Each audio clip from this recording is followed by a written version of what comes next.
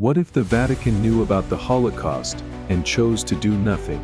On a cold, foggy morning in Rome, October 16, 1943, the Eternal City became a stage for one of the darkest betrayals in history. The Jewish ghetto, a small enclave near the Tiber River, is cloaked in an eerie silence that feels suffocating, as if the very air is holding its breath. Families huddle in their homes, whispering prayers under the dim light of flickering candles, their hearts heavy with a sense of dread they can't quite name. The streets, usually filled with the laughter of children and the chatter of neighbors, are now empty, the cobblestones glistening with dew under the pale morning light. Then, it happens. The sound of Nazi boots, a chilling rhythm like the heartbeat of death itself, echoes through the narrow streets, growing louder, closer, unstoppable. The sound reverberates through the ghetto, a grim symphony of terror that sends shivers down the spine of every man, woman, and child. In that moment, every soul in the ghetto knows their lives are about to change forever. Would you survive if you were one of them, or would you be erased from history, like so many others who never returned? The silence is shattered as doors are kicked open with brutal force, the splintering wood a haunting echo of the lives about to be destroyed. Families are dragged into the streets, their screams swallowed by the thick fog that blankets the city. Mothers cling to their children with trembling hands, their faces etched with terror, their eyes wide with the primal fear of a parent facing the unthinkable. Fathers beg for mercy, their voices raw with despair, their pleas falling on deaf ears. The Nazi soldiers show no compassion, their eyes as cold as the steel of their rifles, their movements mechanical and ruthless. They herd men, women, and children onto waiting trucks, treating them like livestock, stripping them of their humanity with every shove and shout. The air is filled with the sound of sobbing, the cries of children, and the barked orders of the soldiers, a cacophony of suffering that drowns out the usual sounds of the city. 1259 Jews from Rome were taken to Auschwitz, but only 15 returned. That day, known as Black Saturday, became a scar on Rome's history, a wound that bleeds with questions that have haunted the world for decades. Why did this happen? Who allowed this to happen? And why did the Vatican, just a few kilometers away, stand by in silence, as if the cries of the innocent were nothing more than whispers in the wind? In the heart of the Vatican, Pope Pius XII sits in his gilded office, surrounded by the opulence of the Apostolic Palace. The walls are adorned with ancient tapestries, the air heavy with the scent of incense, but the beauty of the room is a stark contrast to the darkness in the pontiff's heart. He knows what's happening.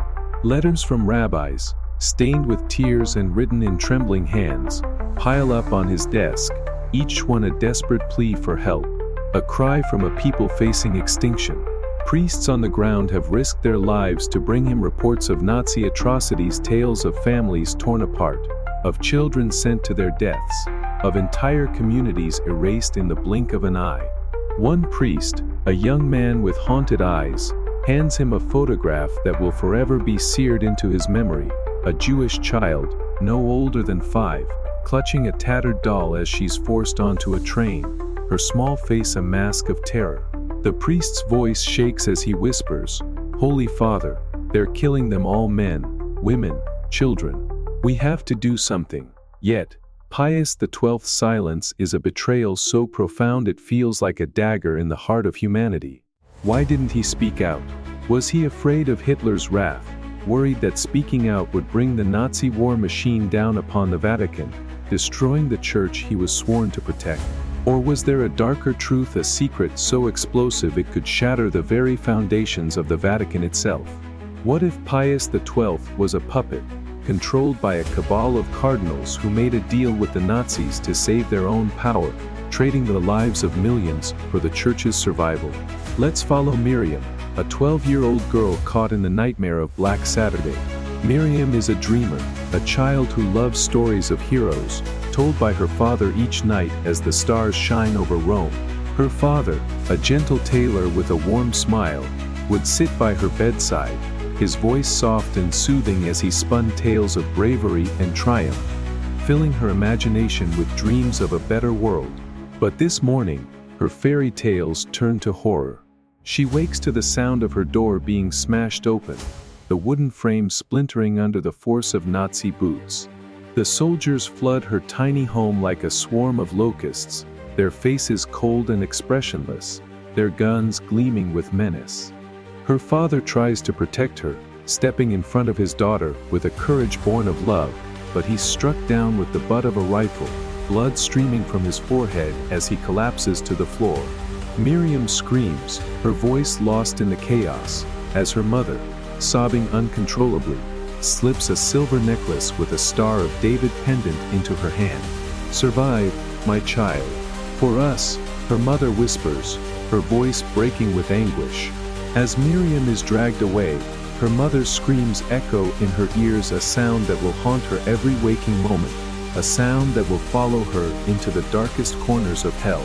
She's thrown onto a truck, her small body pressed against dozens of others, all trembling, all praying for a miracle that won't come. The truck lurches forward, and Miriam's world fades into darkness, her only comfort the cold metal of the necklace against her skin. What would you do if you were Miriam? Hold on to hope in the face of unimaginable horror, or let despair consume you until there's nothing left? The journey to Auschwitz is a descent into the abyss, a journey that strips away every shred of humanity from those trapped within its confines. The train car is a suffocating tomb, the air thick with the stench of fear, sweat, and despair.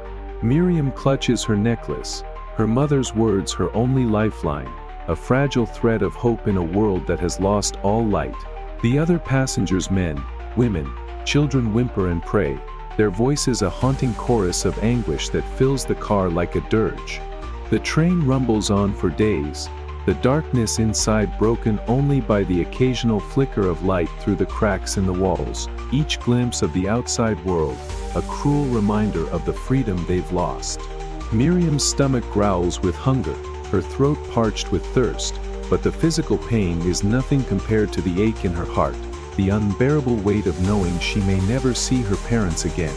After what feels like an eternity, the train screeches to a halt, and the doors are flung open with a clang that reverberates through the car like a gunshot. The gates of Auschwitz loom like the jaws of a monster, screams of children piercing the icy fog, the stench of burning flesh choking the air. The sky above is gray, heavy with smoke from the crematoria, and the ground beneath Miriam's feet is muddy and cold, littered with the remnants of those who came before her: shoes, toys, fragments of lives that will never be reclaimed. Nazi guards bark orders, their voices harsh and unforgiving, as they separate families with brutal efficiency. Miriam watches in horror as a mother is torn from her baby, the child's cries fading into the distance as the mother's screams grow hoarse with grief. In that moment, Miriam realizes she may never see her parents again, but what she doesn't know is that her necklace holds a secret, a hidden message etched into the metal, a message that could be her only chance at survival. What is that secret, and will it save her from the horrors of Auschwitz, where death lurks around every corner? You'll need to keep watching to find out, because Miriam's story is only just beginning. But the Vatican's role in this tragedy is even more sinister than you might think, a web of deceit that stretches far beyond the walls of the Apostolic Palace. While Pius XII remained silent, whispers of a secret deal began to surface, rumors that refused to die despite the Church's efforts to bury them. Some historians claim he helped a few Jews escape through Catholic networks, arranging safe passage for a handful of families through convents and monasteries. But the truth is far darker, far more damning. What if a group of cardinals, cloaked in scarlet robes, struck a deal with the Nazis, a pact to protect the Church's wealth in exchange for its silence, a deal that traded the lives of millions for gold and power? Father Antonio, a young priest in the Vatican, stumbles upon this truth one fateful night, a discovery that will change his life forever. Unable to sleep, haunted by the stories of suffering he's heard from the streets of Rome, he wanders the halls of the Apostolic Palace, his footsteps echoing in the empty corridors. That's when he overhears a secret meeting, hidden behind a heavy oak door in a forgotten wing of the palace. The room is thick with tension as a Nazi emissary hands over a briefcase documents that promise the church's safety, but at a cost, the lives of millions. Antonio's heart races as he realizes the Vatican is complicit in genocide, its hands stained with the blood of the innocent. The cardinals speak in hushed tones, their voices dripping with a mix of fear and greed, discussing how the church's wealth, gold hidden in secret vaults beneath the Vatican, will be preserved if they remain silent. Antonio wants to expose the truth, to scream it from the rooftops, but he knows the price. He could be silenced forever, his body disappearing into the Tiber River, another victim of the church's ruthless determination to protect its secrets.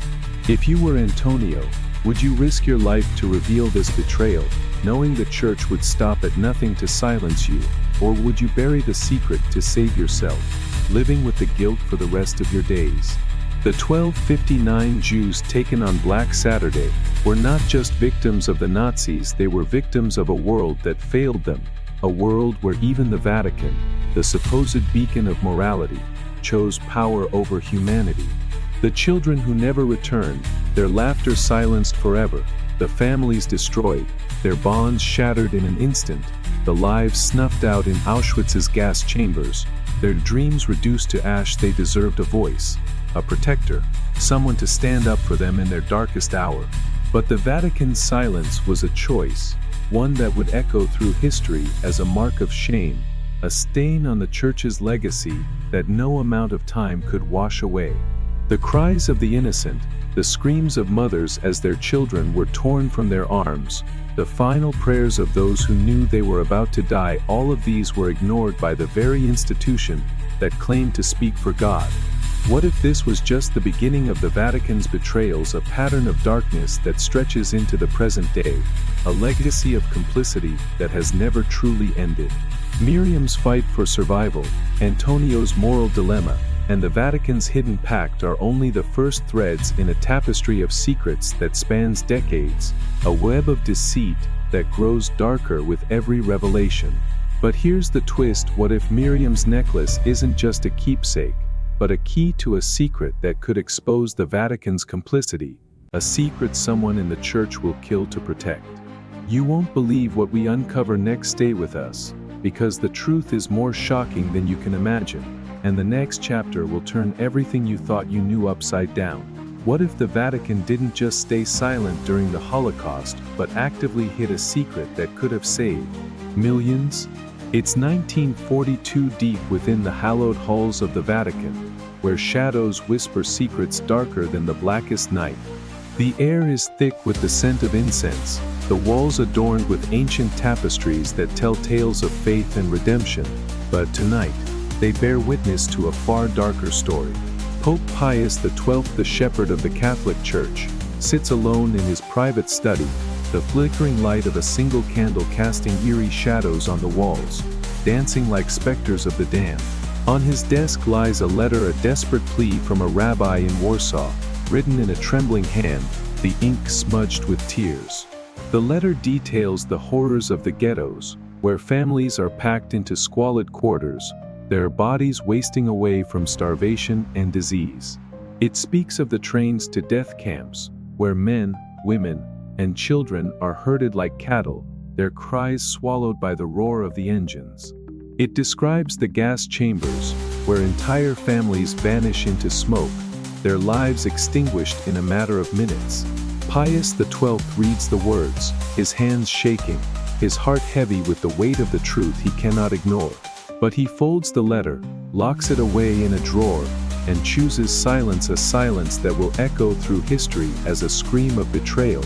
Why did he do nothing? Was he a coward, afraid of the consequences of speaking out? Or was he hiding a truth so devastating that it could bring the Vatican to its knees, shattering its moral authority forever? If you knew a secret that could stop a genocide, but would destroy everything you stood for, would you speak, or would you let millions die to protect your own legacy? The Vatican in 1942 is a fortress of secrets, a labyrinth of power, where faith and fear collide in a deadly dance. Pope Pius XII, often hailed as a man of peace, is a figure shrouded in controversy. his legacy a battleground for historians and theologians alike. The role of Pope Pius XII during World War II, particularly his silence in the face of the Holocaust, and the controversy over the Vatican's failure to publicly condemn the Nazis, has sparked debates that rage to this day, each side clinging to their version of the truth.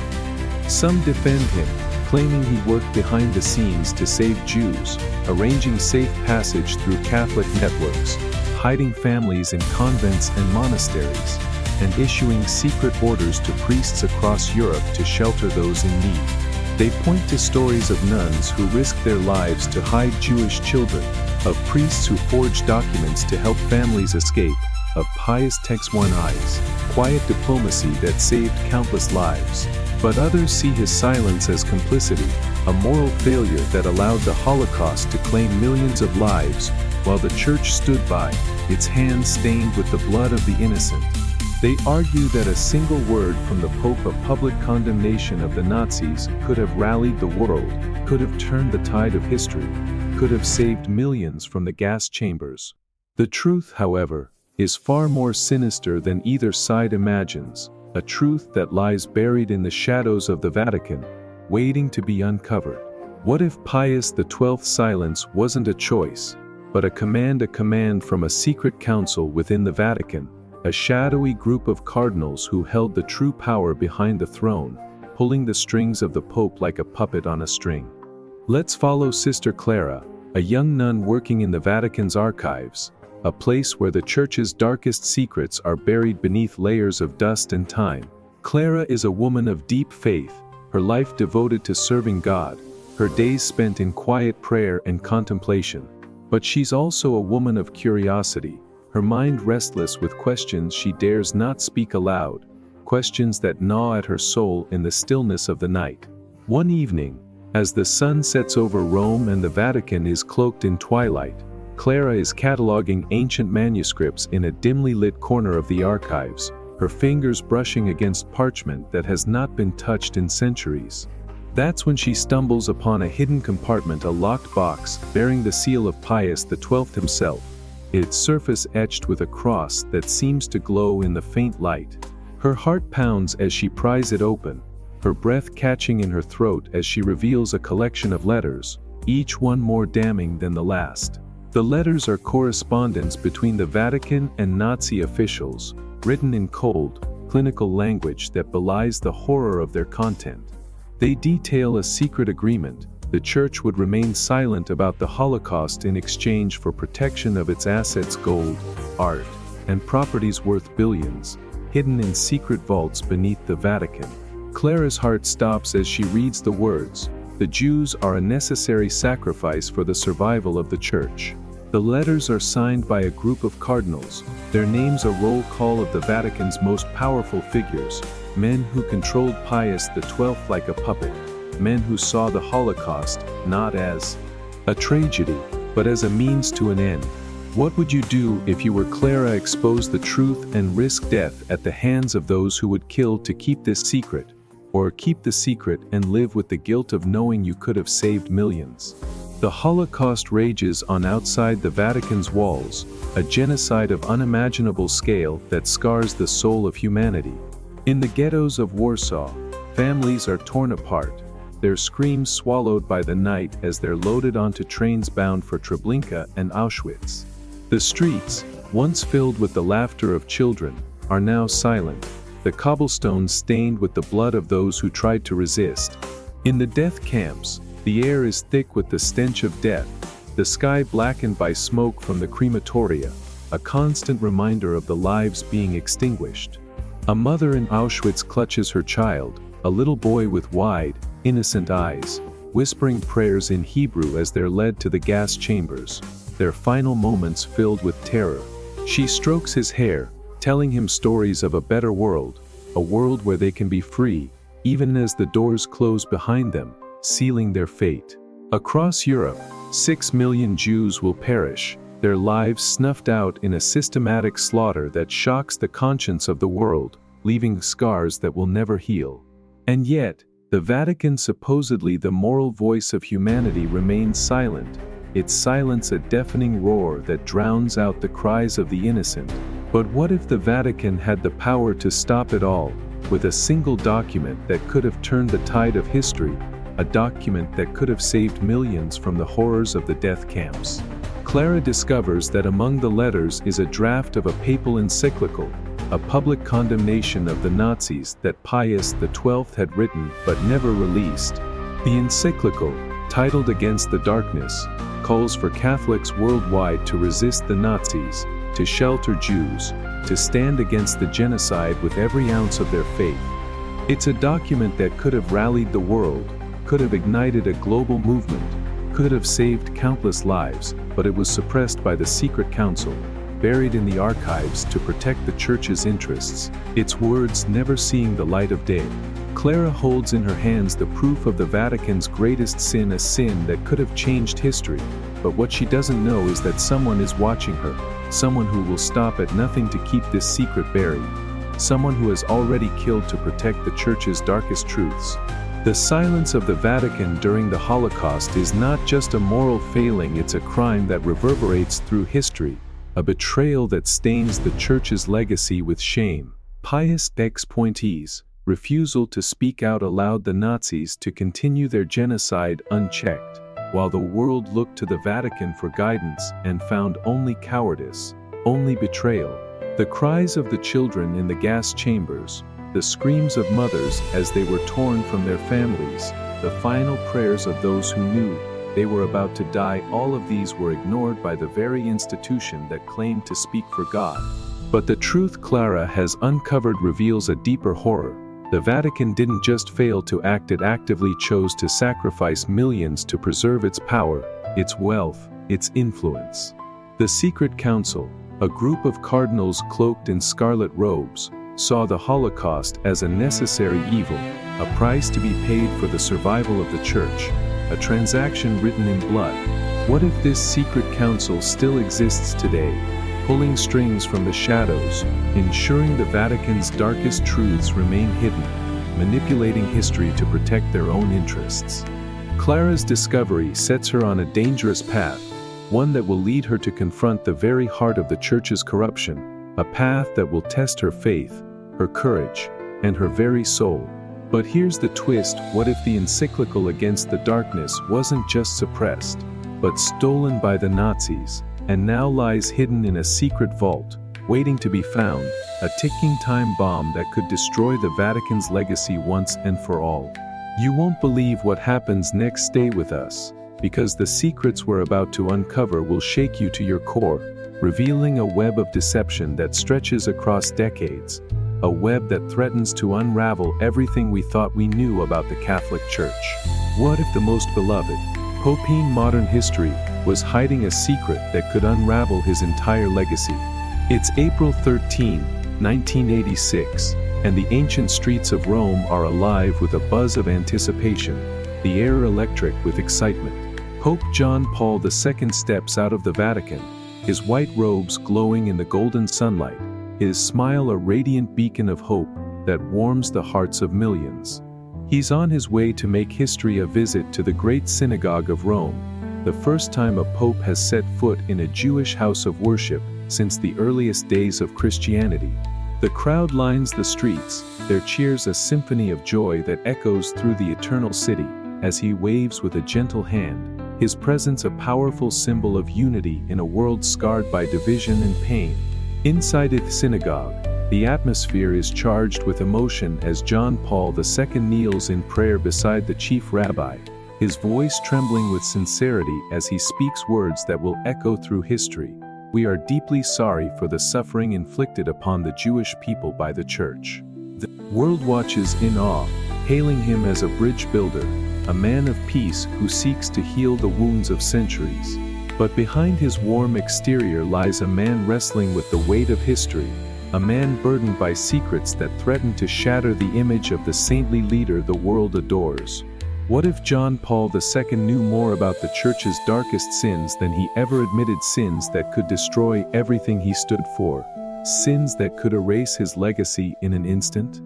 If you were the Pope, faced with a truth that could save the innocent but ruin the Church, Would you reveal it, or would you bury it to protect the faith of millions, knowing the cost of your silence? Pope John Paul II, who reigned from 1978 to 2005, is often remembered as one of the most influential pontiffs in history, a man whose charisma and compassion inspired generations across the globe. The legacy of Pope John Paul II, including his efforts to improve relations with the Jewish community, such as his visit to a synagogue in 1986, and how he addressed the sexual abuse scandals in the church, is a story woven with threads of triumph and tragedy, of light and shadow, of hope and despair. His visit to the synagogue was a groundbreaking moment, a powerful gesture of reconciliation that sought to mend the fractured relationship between Catholics and Jews, a relationship marred by centuries of mistrust, persecution, and pain. He stood before the congregation, his eyes glistening with tears, as he acknowledged the Church's role in anti-Semitism, from the medieval pogroms to the silence during the Holocaust, a silence that allowed millions to perish. "We must never forget," he said, his voice heavy with emotion, "the suffering of our Jewish brothers and sisters, and we must work together to build a future of peace." The world hailed him as a visionary, a leader who dared to confront the past and pave the way for a better tomorrow. But while his public acts were celebrated, behind the closed doors of the Vatican, John Paul II was grappling with a crisis that would test his faith, his leadership, and his moral compass, a crisis that would come to define the darker side of his legacy, the sexual abuse scandals that erupted like a volcano, threatening to engulf the Church in flames of shame and scandal. Let's follow Father Marco, a trusted aide to John Paul II, a man who has served the Pope faithfully for years, his loyalty as steadfast as the ancient stones of St. Peter's Basilica. Marco is a priest of quiet strength, his life dedicated to the Church, his heart filled with admiration for the Pope, who has inspired him since his days as a young seminarian in a small village in Italy. He remembers the first time he saw John Paul II during a visit to his hometown in 1980, the Pope's warm smile and gentle words igniting a fire in his soul, a calling to serve God and the Church with all his being. But in 2002, as the sexual abuse scandals begin to surface in Boston and spread like wildfire across the globe, Marco's faith is shaken to its very core, his once unshakable belief in the Church crumbling under the weight of revelations too horrific to comprehend. Reports flood the Vatican, reports of priests abusing children, of bishops covering up the crimes, of victims silenced and shamed, their lives shattered by the very institution meant to protect them. The stories are heartbreaking. A young boy in Boston, abused by his parish priest for years, his cries for help ignored by those in power. A girl in Ireland, assaulted by a trusted clergy member, her family threatened into silence by the local bishop. A teenager in Australia, driven to despair by the trauma, his voice drowned out by the Church's denial. Marco is tasked with delivering a confidential report to the Pope, a dossier compiled by a team of investigators within the Vatican, a document that lays bare the extent of the abuse and the complicity of high-ranking clergy. The dossier is a tome of sorrow, its pages filled with names, dates, and testimonies, each one a testament to the Church's failure, each one a scar on the soul of Catholicism. As Marco hands the report to John Paul II, he sees a flicker of something in the Pope's eyes: fear, guilt, perhaps even knowledge, and in that moment, Marco realizes the Pope may have known about the abuse for years, long before the world did.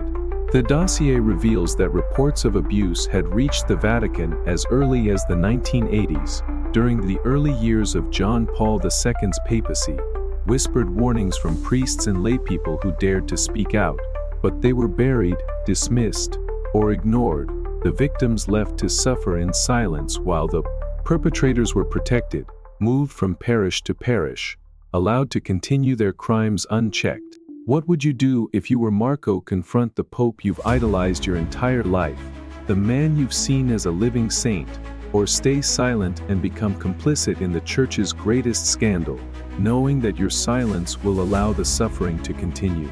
The sexual abuse scandals are a storm that John Paul II cannot ignore, a tempest that threatens to tear the Church apart at its seams, exposing its deepest flaws to a world that once revered it. In 2002, as the crisis explodes in the media, the headlines screaming of betrayal and cover-up, the Pope issues a public apology, his voice heavy with sorrow as he expresses profound sorrow for the victims and calls for a purification of the Church. He meets with victims in private, his hands trembling as he takes their hands in his eyes filled with tears as he listens to their stories of pain and betrayal, stories of innocence stolen, of lives destroyed by the very priests they trusted. "I am so sorry," he whispers, his voice breaking. "We will make this right." He promises reform, accountability, a new era of transparency for the Church. But behind the scenes, the response is agonizingly slow, the reforms tepid at best, and many within the Vatican resist change, clinging to the old ways of secrecy and denial like a drowning man clings to a lifeboat. Marco watches as the Pope struggles, torn between his desire to do what is right and the pressure from conservative cardinals who fear that exposing the full truth will destroy the Church's credibility, its influence, its very existence. These cardinals, cloaked in their scarlet robes, whisper in the Pope's ear, their voices a chorus of fear. "Protect the Church, Holy Father. Protect our legacy.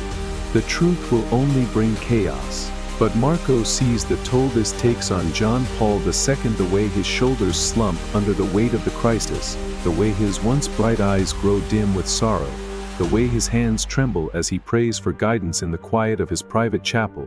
But what if John Paul II had a secret of his own, a secret that could have stopped the abuse decades earlier, a secret he kept hidden to protect his own legacy, a secret that could have spared countless children from a lifetime of trauma?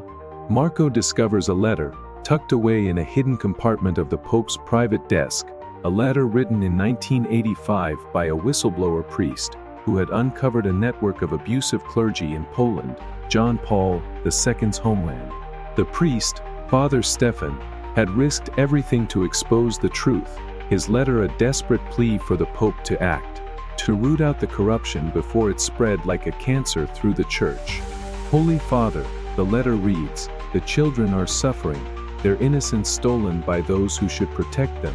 You alone can stop this. Please, I beg you, do not turn away."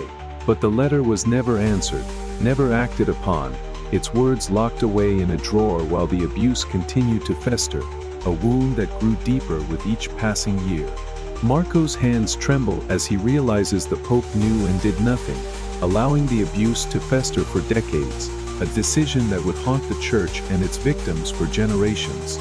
John Paul II's legacy is a paradox, a man who brought the Church into the modern era, who traveled the world spreading a message of love and hope, who inspired millions with his charisma and compassion, but who also presided over one of the darkest chapters in its history.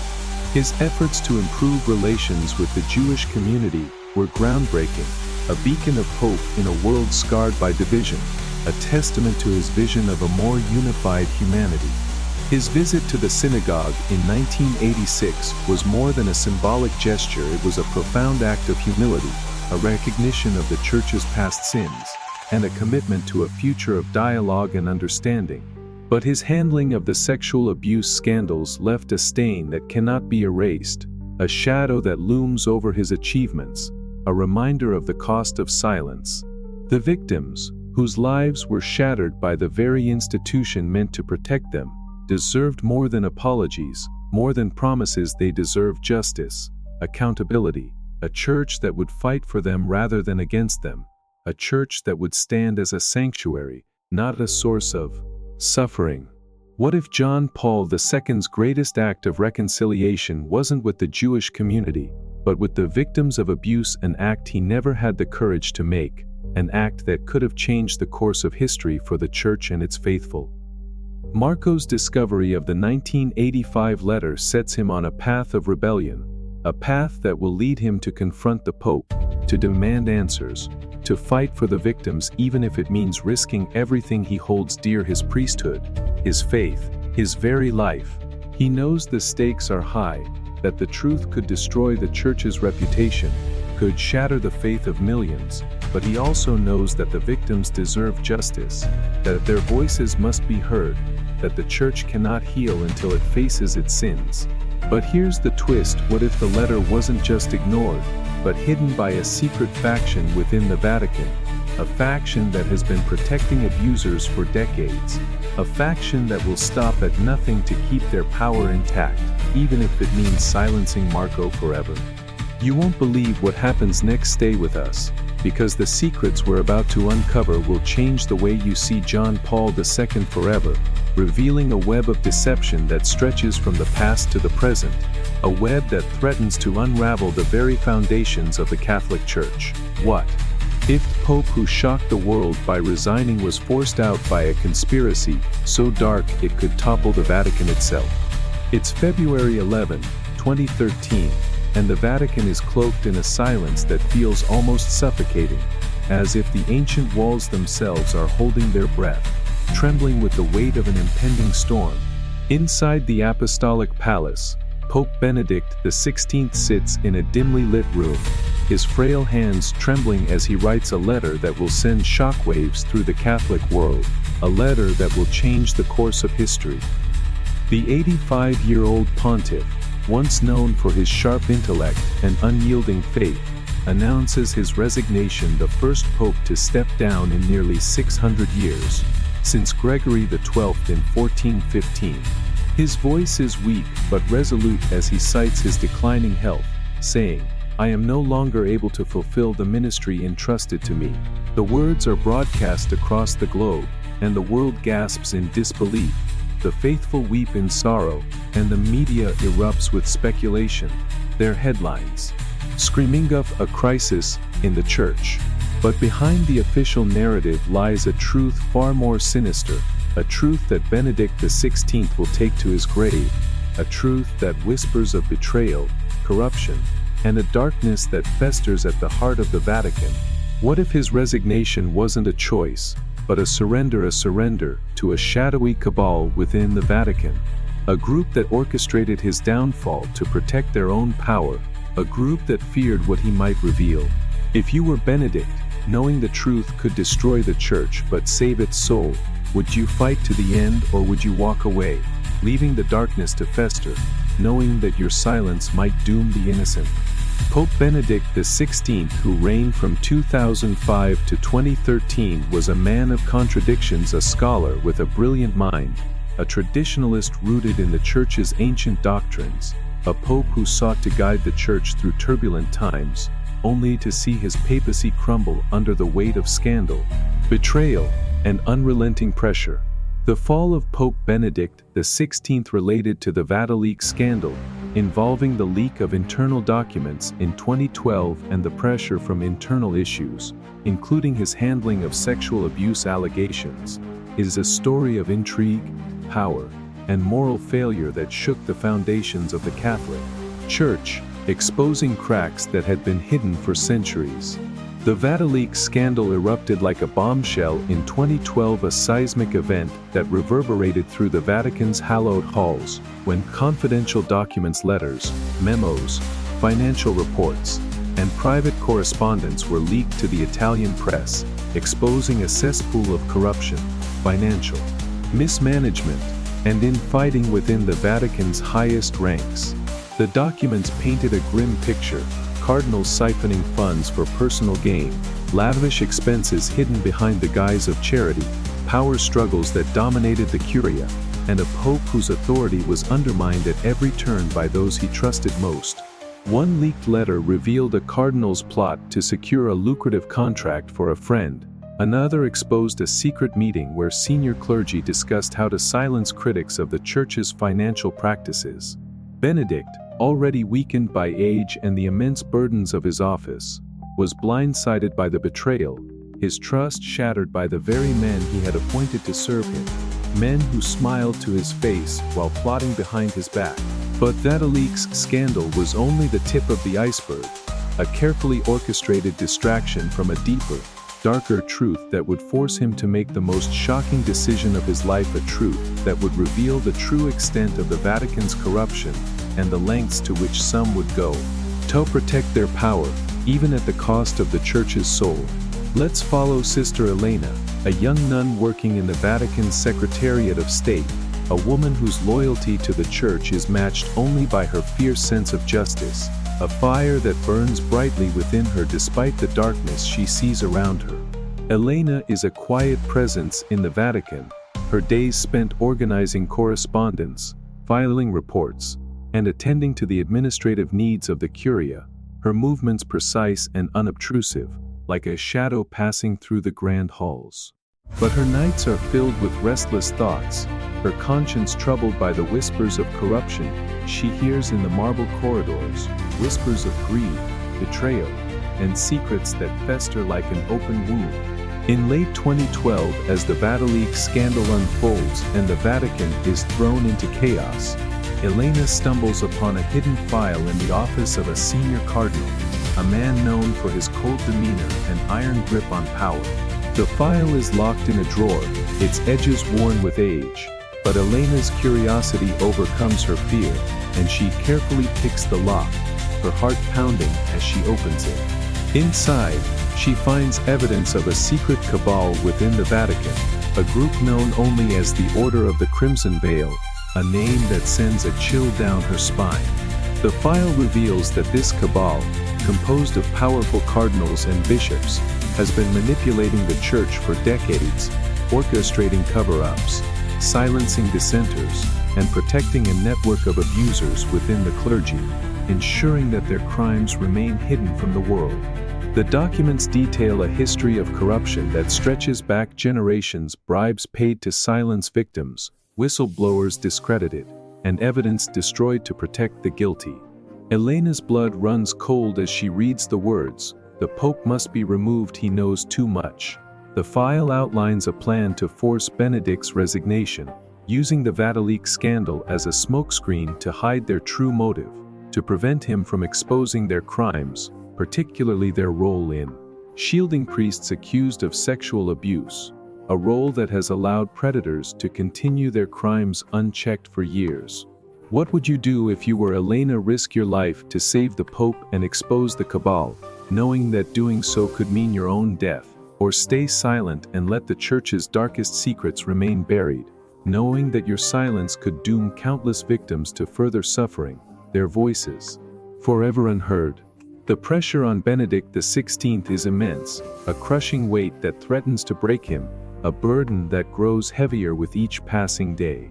The Vatican scandal has exposed the rot within the Vatican, laying bare the greed and ambition that festers at its heart, but it's his handling of the sexual abuse allegations that truly undermines his papacy, a failure that haunts him like a specter.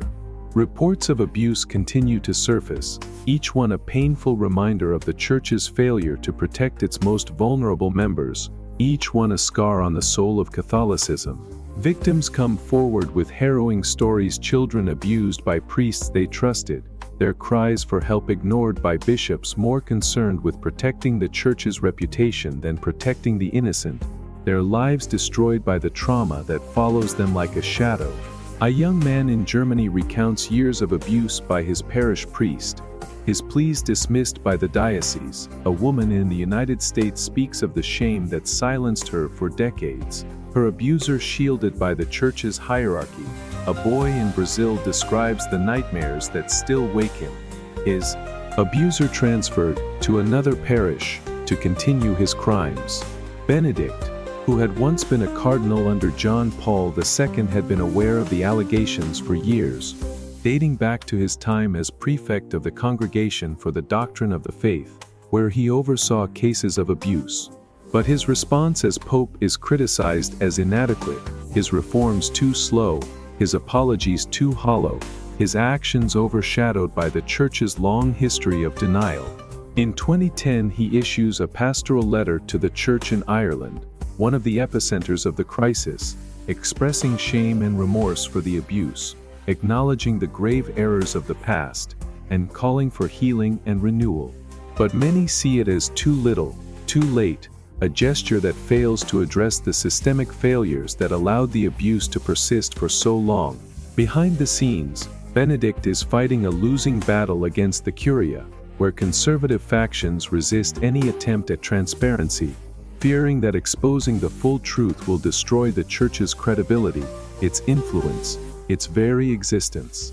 These factions, led by powerful cardinals, whisper in the shadows, their voices a chorus of fear: protect the Church, Holy Father. Protect our legacy. The truth will only bring chaos. But what if Benedict uncovered a truth so explosive it could have ended the abuse crisis, a truth that the Crimson Veil would kill to keep hidden, a truth that could have brought justice to the victims, but would have shattered the Church's facade of holiness?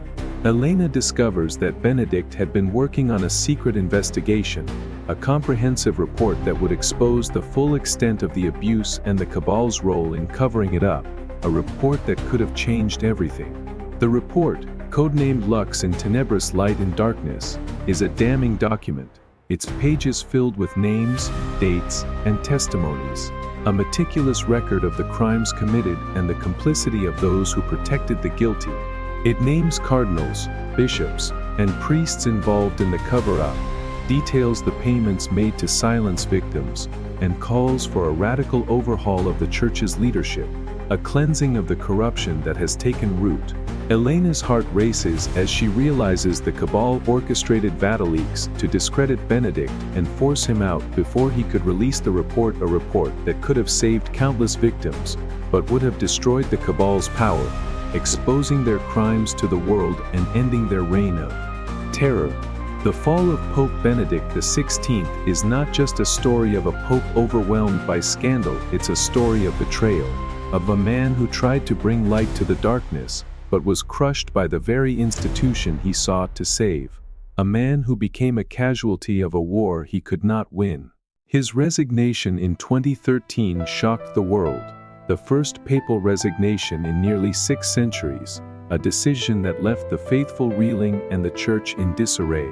But it was the culmination of a conspiracy that had been brewing for years, a conspiracy that left him with no choice but to step down, a conspiracy that stripped him of his power and silenced his voice. The Vatileaks scandal, the sexual abuse crisis, the internal power struggles, they were all pieces of a larger puzzle, a puzzle that revealed the true face of the Vatican's corruption, a puzzle that showed the lengths to which the Crimson Veil would go to protect their secrets. The leaked documents were a distraction, a carefully crafted narrative to paint Benedict as a weak leader, unable to control the chaos within his own house. But the real reason for his fall lay in the pages of the Lux in Tenebris report, a document that threatened to expose the cabal and bring their empire of corruption crashing down. What if Benedict's resignation was the only way to protect the Lux in Tenebris report, ensuring it would one day be found and the truth revealed, a final act of defiance against the darkness that had consumed the Church? Elena's discovery sets her on a dangerous path, one that will lead her to uncover the cabal's secrets, to fight for the victims, and to honor the legacy of a pope who fell so that the truth might rise, a legacy that could one day redeem the Church if the report is ever brought to light. But there's the twist: what if the Crimson Veil isn't just a relic of Benedict's time, but a living force within the Vatican today, a force that will stop at nothing to keep the Lux in Tenebris report hidden, even if it means silencing Elena and anyone else who gets in their way, even if it means plunging the Church deeper into darkness. You won't believe what happens next. Stay with us, because the secrets we're about to uncover will shake the very foundations of the Catholic Church, revealing a darkness that refuses to die, a darkness that threatens to consume everything in its path. What if the Pope who promised to reform the Church is fighting a battle he cannot win, a battle against a hidden enemy that will stop at nothing to destroy him? It's March 13, 2013, and the world holds its breath as white smoke rises from the chimney of the Sistine Chapel, a delicate plume curling into the twilight sky over Vatican City, signaling the election of a new pope. In St. Peter's Square, a sea of faithful gather under a canopy of umbrellas, their faces alight with hope, their voices rising in prayer as they await the announcement, their hearts pounding with anticipation. The rain falls gently, a soft patter on the cobblestones, as the crowd presses closer, their eyes fixed on the balcony of St. Peter's Basilica. Moments later, a figure steps out, dressed in simple white robes, his smile warm and unassuming, his presence radiating a quiet strength that cuts through the drizzle like a ray of sunlight. Habemus Papam, the cardinal proclaims, his voice echoing across the square, and the crowd erupts in cheers as the name is revealed. George Mario Bergoglio, now Pope Francis, the first Jesuit pope, the first from the Americas, a man who will soon become a symbol of humility and renewal in a church. Desperate for change, he bows his head, asking for the people's blessing before he blesses them, his voice soft but resonant as he speaks of a church for the poor, a church that walks with the marginalized, a church that must be a beacon of love in a world torn by division. They faithful weep with joy, their hands raised in gratitude, but behind his gentle demeanor lies a man stepping into a viper's nest, a man who will face enemies more dangerous than he can imagine, enemies who lurk within the Vatican's sacred walls, enemies who see his very existence as a threat to their power. What if Pope Francis's greatest reforms are a direct challenge to a secret power that has controlled the Church for centuries, a power that will do anything to stop him, even if it means his downfall, even if it means silencing him forever? If you were Francis, knowing that your mission to save the Church could cost you everything, your legacy, your life, would you press forward with unwavering courage? Or would you retreat, leaving the darkness to reign supreme, knowing that your failure could doom the Church to centuries more of corruption? Pope Francis, who ascended to the papacy in 2013, has been a transformative figure, a pope whose reign has been defined by a radical vision of compassion, humility, and reform, a vision that has both inspired millions and ignited fierce opposition. Therein and reforms of Pope Francis, focusing on his ascent to the papacy in 2013, his humble leadership style, and his efforts to address financial transparency in the Vatican and the sexual abuse scandals, is a story of hope and resistance, of a man who sought to cleanse the Church of its sins, only to find himself battling forces far greater than he anticipated, forces that have festered in the shadows for generations.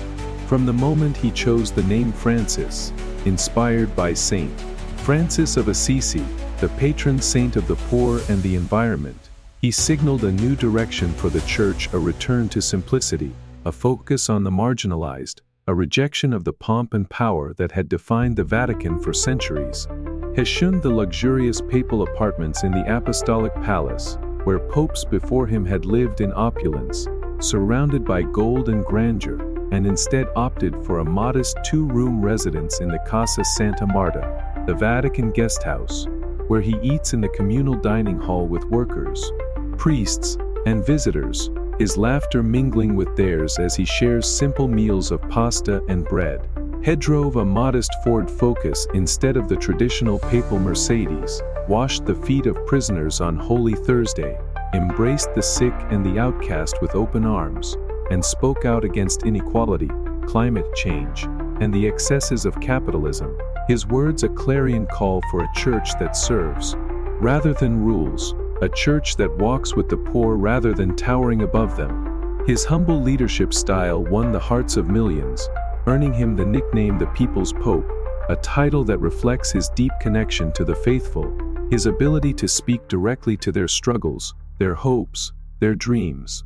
Beauty also made him enemies within the Vatican who saw his reforms as a direct threat to their power, enemies who thrived in the shadows of the Church's hierarchy, enemies who would stop at nothing to preserve the status quo, even if it meant orchestrating his downfall, even if it meant ensuring that his vision for a renewed church would never come to pass. Let's follow Father Luca, a young priest who becomes one of Pope Francis's closest allies, a man whose faith is as fierce as his determination to see the Church reformed, a man who believes that Francis is the leader the Church has been waiting for, the one who can finally bring light to its darkest corners. Luce, a rising star in the Vatican, his intelligence, integrity, and unwavering commitment to justice earning him a place in the Pope's inner circle, where he works tirelessly on Francis's most ambitious projects: financial transparency and addressing the sexual abuse scandals that have scarred the Church for decades. In 2014, shortly after Francis's election, Luca is tasked with overseeing a secret audit of the Vatican Bank, officially known as the Institute for the Works of Religion, an institution long plagued by rumors of money laundering, corruption, and ties to organized crime, its shadowy dealings a stain on the Church's moral authority. The audit is a monumental task, requiring Luca to sift through decades of financial records, bank statements, and transactions, many of which have been deliberately obscured by layers of bureaucratic obfuscation. As she digs deeper, he uncovers a web of deceit: millions of euros funneled to offshore accounts in tax havens like the Cayman Islands, payments to silence critics who dared to speak out against the Vatican's financial practices, and evidence of a secret slush fund controlled by a group of cardinals, known as the Syndicate. The Syndicate is a shadowy cabal within the Vatican, a group of powerful clerics who have been pulling the strings for decades, using the Church's wealth to maintain their power, funding their lavish lifestyles with money that should have gone to the poor, to charity, to the mission of the Church. Luca discovers records of extravagant purchases: villas in the south of France, private jets, and priceless art paid for with funds siphoned from the Vatican Bank, while parishes in impoverished regions struggled to keep their doors open. Luca's hands shake as he reads the report. The Syndicate will destroy Francis if he gets too close. The audit reveals that Francis's push for financial transparency threatens to expose their crimes, to dismantle their empire of corruption, and they will stop at nothing to protect their secrets. Even if it means targeting the Pope himself, even if it means ensuring that his reforms are derailed before they can take root.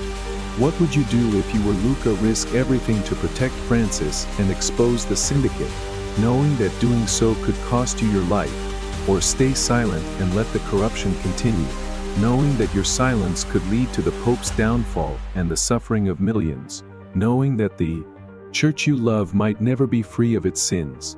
Francis's reforms extend beyond financial transparency, tackling one of the Church's most painful and persistent wounds: the sexual abuse scandals that have haunted it for decades, a crisis that has shattered the lives of countless victims and eroded the trust of the faithful.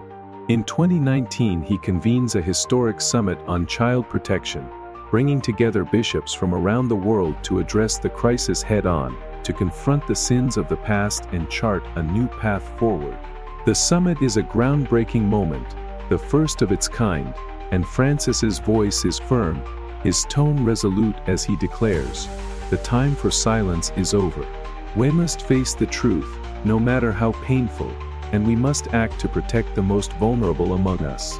He establishes new protocols for reporting abuse, ensuring that allegations are investigated swiftly and transparently, creates a task force to oversee cases and ensure accountability, and meets with victims in private, his hands clasping theirs, his eyes filled with tears as he listens to their stories of betrayal, of innocence stolen, of lives broken by the very priests they trusted. "You're not alone," he tells a young woman who was abused by her parish priest as a child, her voice trembling as she recounts the years of shame and silence. "The Church failed you, but I will fight for you." He meets a man in his 30s, a survivor of abuse in Argentina, who tells of the nightmares that still haunt him, the faith he lost when his cries for help went unanswered. Francis kneels before him, asking for forgiveness on behalf of the Church, his voice a balm to the man's wounded heart. But his efforts face fierce resistance from within the Vatican, where conservative factions, many of whom are part of the Syndicate, fight to maintain the old ways of secrecy and denial, to protect their own interests at the expense of the victims. They spread rumors, undermine his authority, and even attempt to sabotage his initiatives, leaking false stories to the press, delaying investigations, and obstructing reforms at every turn. They fear that his push for accountability will expose their own complicity in the scandals, that the truth will bring their carefully constructed empire crashing down. But what if Francis discovered a secret that could end the abuse crisis once and for all, a secret that the syndicate has been hiding for decades, a secret that could bring justice to the victims but destroy the cabal's power, a secret that could redeem the church but cost Francis everything? Luca uncovers a hidden archive in the Vatican, a collection of documents buried deep beneath the apostolic palace, sealed in a vault that hasn't been opened in years. The archive contains a trove of evidence revealing the syndicate's role in covering up abuse dossiers on hundreds of priests they protected, records of payments made to silence victims, correspondence between cardinals detailing their efforts to suppress investigations, and a chilling directive: "Ensureth Pope never sees this." The documents include a list of abusers who were shielded by the syndicate, many of whom continued to serve in parishes around the world, their crimes hidden while their victims suffered in silence. Luca's heart pounds as he realizes that Francis's life is in danger. The syndicate will stop at nothing to keep this secret buried, even if it means eliminating the Pope himself, even if it means ensuring that his reforms are stopped before they can bring the truth to light. The reign of Pope Francis is a battle between light and darkness, a struggle to reform a church that has been corrupted by power, greed, and secrecy, a fight that pits him against enemies he cannot see, enemies who operate in the shadows, their influence pervasive and deadly. His humble leadership and bold reforms have made him a beacon of hope for millions, a pope who has shown that the church can be a force for good, a place of healing, a sanctuary for the marginalized. But they have also made him a target for those who fear change, those who thrive on the status quo, those who will do anything to preserve their power, even if it means destroying the man who seeks to save the church from itself. Their financial transparency initiatives threaten to dismantle the syndicate's empire, to expose their crimes and bring their reign of corruption to an end, while his efforts to address the sexual abuse scandals strike at the heart of their complicity, forcing them to confront the sins they have hidden for so long. What if Francis's greatest challenge isn't reforming the church, but surviving the enemies within it, enemies who will stop at nothing to see him fall, enemies who see his very existence as a threat to their dominion? Luca's discovery sets him on a dangerous path, one that will lead him to confront the syndicate, to protect Francis, and to fight for a church that lives up to its calling, a church that serves the poor, protects the vulnerable, and speaks truth to power, even if it means risking his own life, even if it means facing the full wrath of those who would rather see the church burn than see it change. But there's the twist: what if the syndicate isn't just a group of corrupt cardinals, but a centuries-old secret society with ties to the darkest chapters of the church's history, a society that will stop at nothing to keep Francis from uncovering their ultimate secret, a secret that could change the Catholic Church forever, a secret that could either redeem it or destroy it once and for all. You won't believe what happens next. Stay with us, because the secrets we're about to uncover will shake your faith to its core, revealing a battle that could determine the future of the Church, the fate of its most beloved Pope, and the destiny of millions who look to the Vatican for hope in a broken world. What if the Vatican, the heart of the Catholic Church, is hiding a financial scandal so massive it could bankrupt the Holy See, and someone is willing to kill to keep it secret? It's 2019, and deep within the Vatican's labyrinthine halls, a storm is brewing, one that threatens to shake the very foundations of the Church, a tempest that has been simmering beneath the surface for centuries. The Vatican Bank, officially known as the Institute for the Works of Religion, has long been a whispered name in circles of power, its history tainted by rumors of money laundering, ties to organized crime, and secret deals that have funded everything from political campaigns to lavish lifestyles. Its reputation a shadow that looms over the Church's sacred mission. But now, a new scandal emerges, one that will dwarf all that came before: the London property investment scandal, a financial debacle that will cost the Vatican hundreds of millions of euros and expose a web of corruption that reaches the highest levels of the Church. A scandal that will test the resolve of a pope who has vowed to bring light to the darkness. Pope Francis, the humble shepherd who has pledged to reform the Church, stands at the center of this storm, determined to root out the corruption that has festered for decades, his heart heavy with the weight of a mission that seems insurmountable. But his crusade for transparency has made him a target, a man hunted by those who profit from the shadows, those who will stop at nothing to protect their secrets, even if it means silencing the voice of the Church's most courageous leader. What if the Vatican's financial corruption is more than just greed? What if it's a cover for a secret so explosive it could bring the Church to its knees? A secret that someone is willing to kill to keep hidden. A secret that could unravel centuries of faith. If you were Francis, knowing that exposing the truth could save the Church but might cost you your life, would you risk everything to bring justice, or would you let the corruption continue, knowing the price of your silence could doom the Church to a future of darkness? The Vatican has long been a place of spiritual authority, a beacon of faith for over 1 billion Catholics worldwide, but beneath its sacred veneer lies a history of financial misconduct that has stained its legacy for centuries, a history that has often contradicted its mission to serve the poor and the faithful. Financial corruption in the Vatican, including the controversial London property investment scandal around 2019-2020 and Pope Francis's efforts to combat corruption, is a story of greed, betrayal, and a pope's relentless fight to restore the Church's moral integrity, even as he faces opposition from within, opposition that grows more dangerous with each step he takes toward the truth. The London property scandal erupted like a volcano in 2019, a seismic event that sent shockwaves through the Catholic world, when it was revealed that the Vatican had invested over €200 million in a luxury property development in London's affluent Chelsea district, a deal brokered through a convoluted network of middlemen, shell companies, and questionable financial maneuvers that seemed designed to obscure the truth. The investment, initially presented as a prudent move to diversify the Vatican's financial portfolio and secure its future, turned into a catastrophic failure, with millions lost to inflated fees, mismanagement, and outright fraud, leaving the Church's coffers depleted and its reputation in tatters. The scandal implicated high-ranking Vatican officials, including Cardinal Angelo Becciu, a powerful figure in the Curia who had once been a trusted ally of Francis, a man whose influence extended deep into the Vatican's financial operations.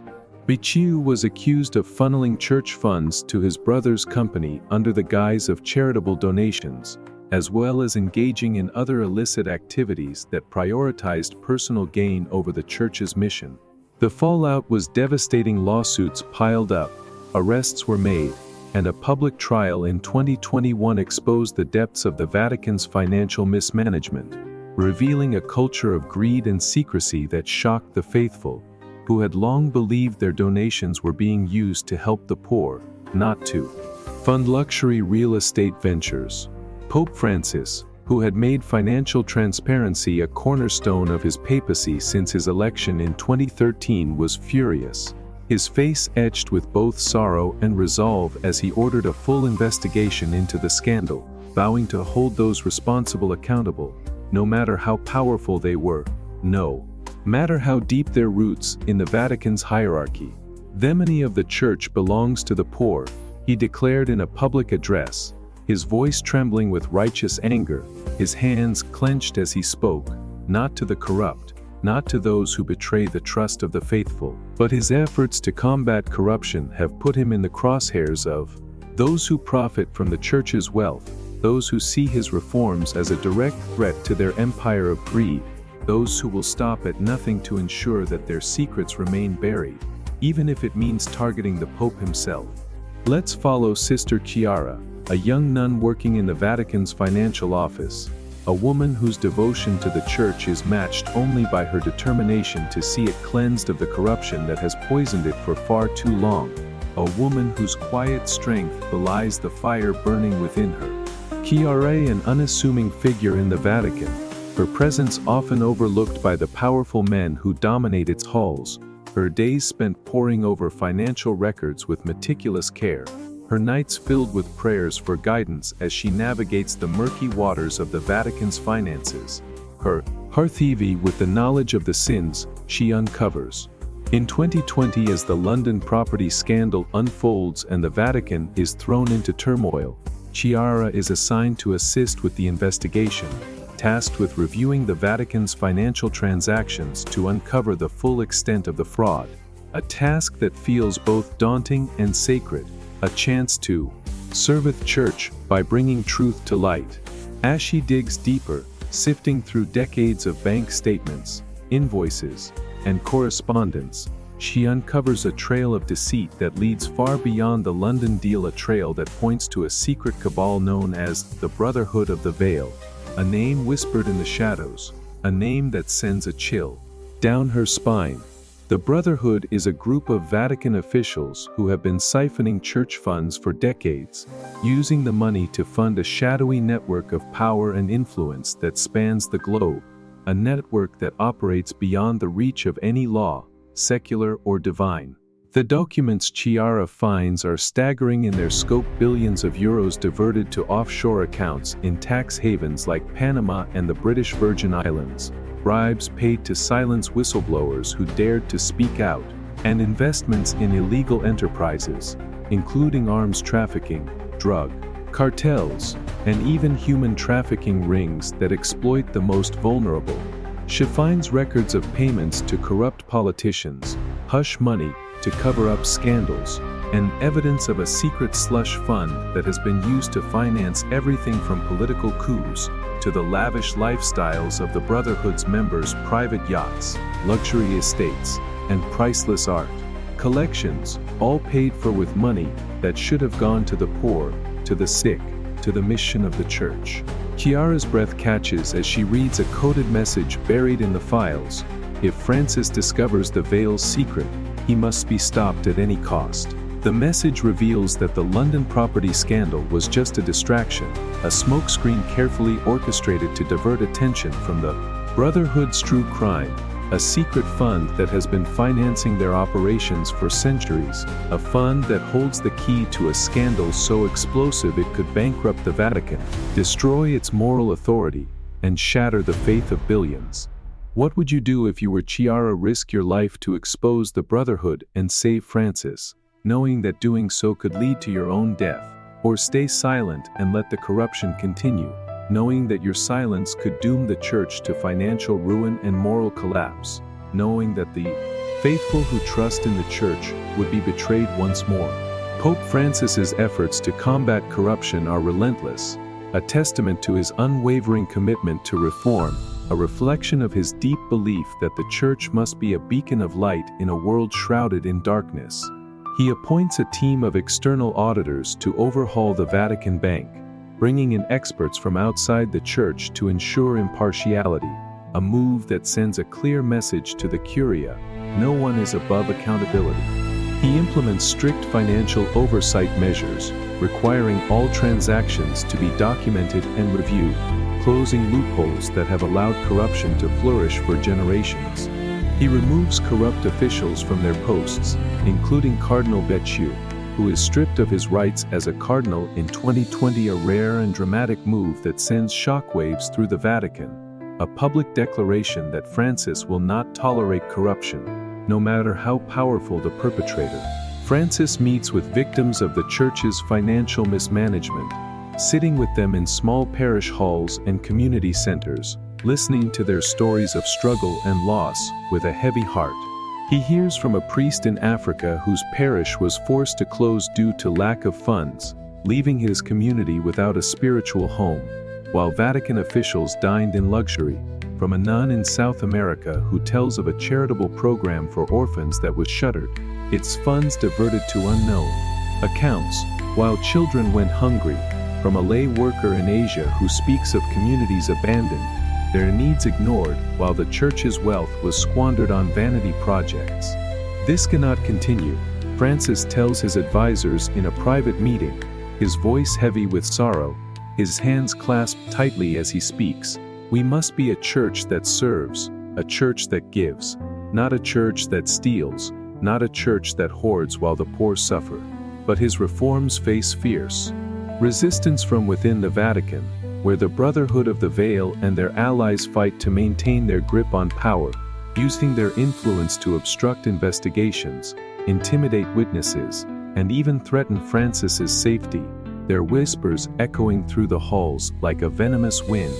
They spread rumors of financial instability, leak false reports to the press to discredit Francis's reforms, and work tirelessly to undermine his authority, fearing that his push for transparency will expose their crimes and bring their empire crashing down.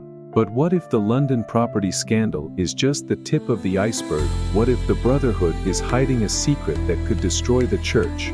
A secret that Francis is dangerously close to uncovering. A secret that could redeem the Church, but cost him everything. Chiara discovers a hidden ledger in the Vatican archives, a record of the Brotherhood's secret fund, which dates back to the Renaissance, when the Church first began amassing wealth through the sale of indulgences, a practice that sparked the Protestant Reformation and revealed the depths of the Church's greed.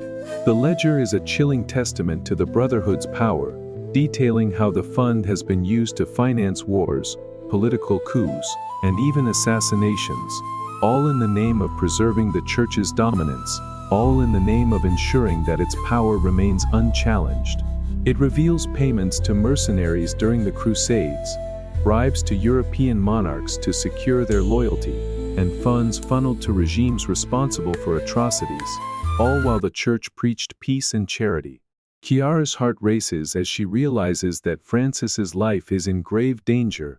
If he uncovers the truth about the secret fund, the Brotherhood will stop at nothing to silence him, even if it means orchestrating his death, even if it means ensuring that his reforms are stopped before they can bring the truth to light.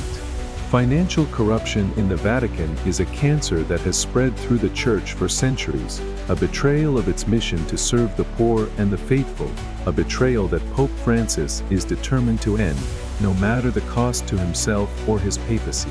The London property scandal was a wake-up call, a stark reminder of the greed that festers within the Vatican's walls, a reminder that the Church's wealth, which should be a tool for good, has too often been a weapon for the powerful. But it's only one piece of a much larger puzzle, a puzzle that reveals the true extent of the Church's moral and financial decay, a puzzle that Francis is piecing together with every reform, every investigation, every step toward transparency. Francis's efforts to combat corruption have made him a hero to millions, a pope who dares to confront the sins of the past and build a future rooted in justice, compassion, and truth, a pope who has shown that the Church can be a force for good in a world that so desperately needs it. But they have also made him a target for those who profit from the darkness, those who thrive on the status quo, those who see his reforms as a threat to their empire of greed, an empire built on the suffering of the very people the Church is meant to serve.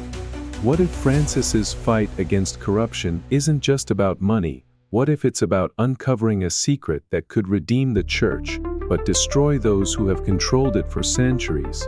A secret that could restore the Church's moral authority, but shatter the illusions that have sustained it? Chiara's discovery sets her on a dangerous path, one that will lead her to confront the Brotherhood, to protect Francis, and to fight for a Church that lives up to its calling, a Church that serves the poor, uplifts the downtrodden, and speaks truth to power, even if it means risking her own life, even if it means facing the full wrath of those who would rather see the Church crumble than lose their power, those who would rather see the Vatican's secrets buried than see them brought to light. But there's the twist: what if the Brotherhood's secret fund isn't just a financial scandal, but a key to a hidden history of the Church, a history that includes ties to some of the darkest events in human history, from the Inquisition to the colonial atrocities, a history that Francis is on the verge of uncovering, a history that could change everything we know about the Catholic Church, either redeeming it or destroying it forever. You won't believe what happens next. Stay with us, because the secrets we're about to uncover will shake your faith to its core, revealing a battle that could determine the future of the Vatican, the legacy of its most courageous pope, and the fate of the Church in a world that yearns for truth. What if the Catholic Church's darkest secret isn't just the abuse of thousands of children, but a cover-up so sinister that it leads to a conspiracy threatening the Pope's life? It's August 2018, and the air in Pennsylvania is thick with tension as the state's Attorney General steps forward to release a bombshell report that will send shockwaves through the Catholic Church and the world beyond. The Pennsylvania Grand Jury Report, a 900-page document, details decades of sexual abuse by over 300 priests, implicating more than 1,000 child victims across 6 dioceses. Its pages a harrowing testament to the Church's failure to protect its most vulnerable. The report uncovers a systemic pattern of abused children as young as 7, groomed, molested, and raped by priests they trusted, their cries for help silenced by a church more concerned with protecting its reputation than its flock. Bishops shuffled abusive priests from parish to parish, hid evidence, and intimidated victims into silence, all while the Vatican turned a blind eye. Pope Francis, the leader of a church already battered by scandals, is thrust into the spotlight, his response to the crisis a defining moment for his papacy. But as he vows to bring justice and healing, a darker truth emerges, one that suggests the cover-up goes deeper than anyone imagined, involving a secret network within the church that will stop at nothing to keep its sins buried. What if the sexual abuse scandals are just the surface? What if they conceal a conspiracy so vile that it threatens Francis's life, a conspiracy that could destroy the church from within? If you were Francis, knowing that exposing the full truth could end the abuse but might cost you your life, would you risk everything, or would you let the secrets remain buried, knowing the cost to the victims? The Catholic Church has faced numerous challenges throughout its history, but few have shaken its moral foundation as profoundly as the sexual abuse scandals that have plagued it for decades. These sexual abuse scandals in the Church, focusing on the 2018 Pennsylvania Grand Jury report detailing abuse by priests, and Pope Francis's response to the crisis, is a story of betrayal, trauma, and a Pope's desperate struggle to confront a legacy of shame, even as he faces resistance from those who would rather see the truth buried than brought to light. The Pennsylvania Grand Jury report was a devastating indictment, revealing not just the scale of the abuse over 100 victims, some as young as 7, subjected to unimaginable horrors, but the Church's complicity in protecting the perpetrators. Priests used their authority to groom children, exploiting their trust with gifts, attention, and promises of God's love, only to subject them to acts of violence that left lifelong scars. One priest forced a boy to perform oral sex, then rinsed the child's mouth with holy water to purify him. Another raped a girl during confession, telling her it was God's will. The report documented how bishops covered up these crimes, transferring abusive priests to new parishes where they could prey on more children, destroying evidence, and pressuring victims and their families into silence with threats of excommunication or legal action. The revelations sparked global outrage, with survivors coming forward in droves, their voices a chorus of pain and anger, demanding justice, demanding change. Pope Francis, who had already been grappling with the abuse crisis since his election in 2013, responded with a letter to the faithful, expressing shame and sorrow for the Church's failures, calling for a zero-tolerance policy, and promising reforms to ensure such atrocities would never happen again. But his response, while heartfelt, was met with skepticism by many, who felt that the Church's promises of change were hollow, that the Vatican's history of inaction spoke louder than Francis's words. Let's follow Father Matteo, a young priest working in the Vatican's dicastery for the doctrine of the faith, the office responsible for handling abuse cases, a man whose faith is tested by the horrors he uncovers. Matteo is a rising star in the Church, his dedication to justice and his compassion for victims earning him a place in Francis's efforts to reform the Church's handling of abuse allegations. His heart driven by a deep desire to see the Church live up to its calling as a sanctuary for the vulnerable. In the wake of the 2018 Pennsylvania report, Matteo is tasked with reviewing the Vatican's archives of abuse cases, a daunting assignment that requires him to sift through decades of files, many of which have been deliberately obscured or destroyed. As he digs deeper, he uncovers evidence of a secret network within the Church, a group known as the Order of the Silent Cross, a cabal of bishops and cardinals who have orchestrated the cover-up of abuse for generations, ensuring that perpetrators were protected while victims were silenced. The Order's influence is vast, its members embedded in every level of the Church's hierarchy, their power rooted in a chilling pact to preserve the Church's image at all costs, even if it means sacrificing the innocent. Matteo finds letters between bishops detailing how to discredit victims, memos outlining payments to silence families, and even a directive from a cardinal in the 1980s that reads, "The truth must never reach the Pope." Matteo's blood runs cold as he discovers a coded message: "If Francis gets too close, eliminate him." The message reveals that the Order of the Silent Cross sees Francis's reforms as a direct threat to their control, a threat they are willing to eliminate by any means necessary, even if it means orchestrating the Pope's death to ensure their secrets remain buried. What would you do if you were Matteo? Risk your life to expose the Order and protect Francis, or stay silent and let the cover-up continue, knowing that your silence could perpetuate the suffering of countless victims? Pope Francis's response to the crisis is a defining moment in his papacy, a test of his commitment to justice and healing in the face of overwhelming resistance.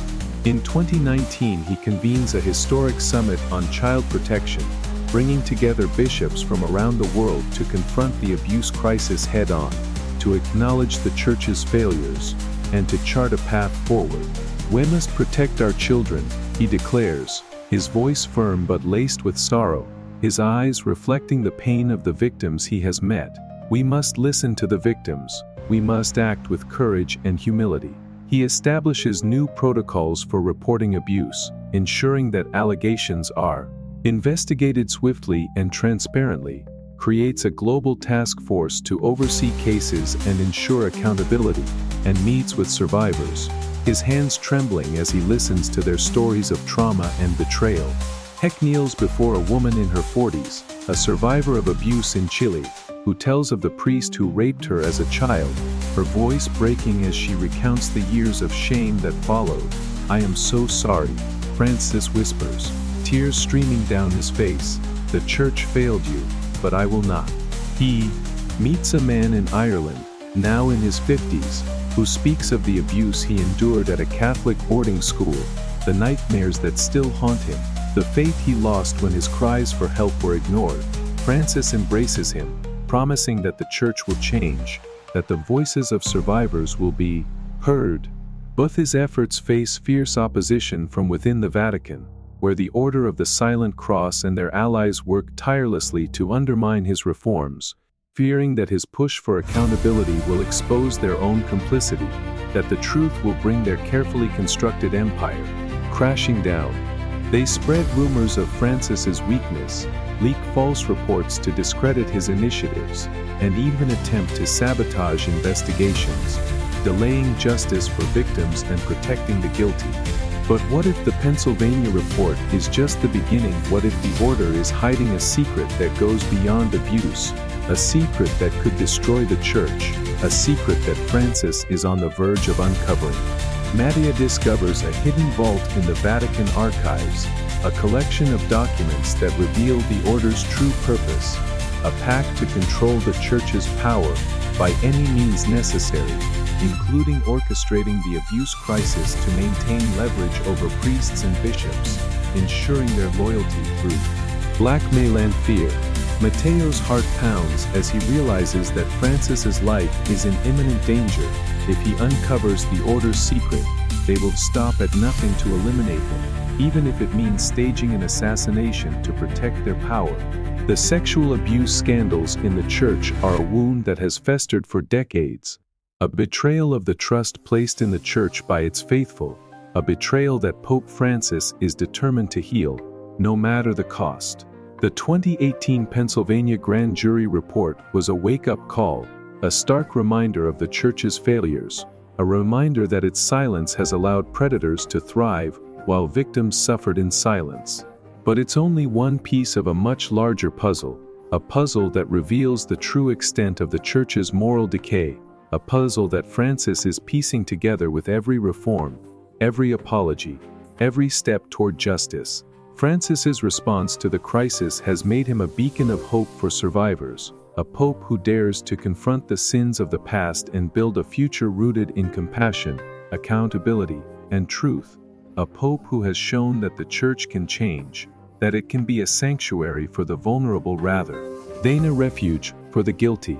But it has also made him a target for those who thrive on the status quo, those who fear the truth, those who see his reforms as a threat to their power, an empire built on the suffering of the very children the Church was meant to protect.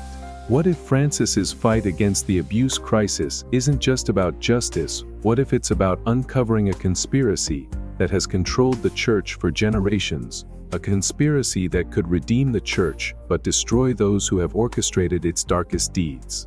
Matteo's discovery sets him on a dangerous path, one that will lead him to confront the order, to protect Francis, and to fight for a Church that lives up to its calling, even if it means risking his own life, even if it means facing the full wrath of those who would rather see the Church burn than secrets exposed. But there's the twist: what if the Order of the Silent Cross isn't just a group of corrupt clergy, but a centuries-old secret society with ties to the Church's most shameful acts, a society that has orchestrated the abuse crisis as a means of control, a society that Francis is on the verge of exposing, a society that could change everything we know about the Catholic Church's history. You won't believe what happens next. Stay with us, because the secrets we're about to uncover will shake your faith to its core, revealing a battle that could determine the future of the Church, the legacy of its most determined pope, and the fate of survivors seeking justice in a world that has too often turned away.